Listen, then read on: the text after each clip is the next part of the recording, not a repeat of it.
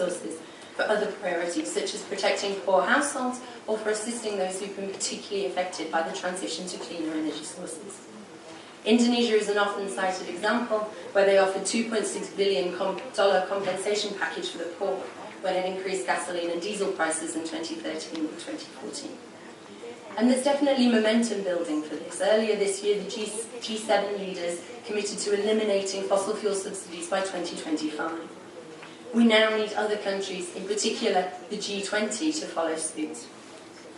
The Commission also continues to emphasise the fundamental importance of strong, effective and rising carbon prices as a necessary condition for inclusive and low carbon growth.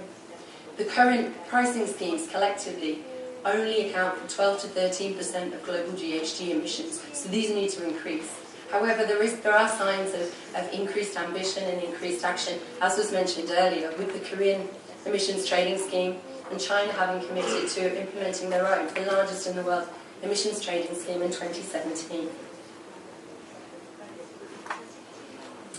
Secondly, we must strengthen the policy frameworks. Sorry, I think we skipped one. Secondly, we must strengthen the policy frameworks and institutional capacities to deliver the right policies and enabling conditions for investment and to build pipelines of viable, sustainable projects.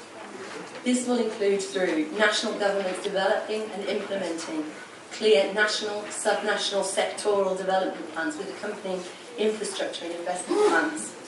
It will include governments boosting investor confidence through improving institutional and regulatory frameworks for public-private partnerships.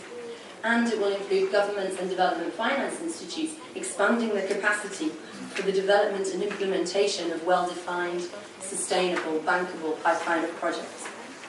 A number of you will recognise the diagram on the right here that's from the Global Green Growth Institute's report on Korea's green growth experience.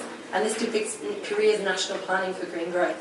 And when this was implemented, it was a real trailblazer in that it effectively created the institutional, the legal and the programmatic foundations for green growth. The institutional through the Presidential Committee on Green Growth, the legal through the Framework Act on Low Carbon Green Growth, and programmatic through cross-sectoral, cross-ministerial planning at the national and sectoral, subnational level.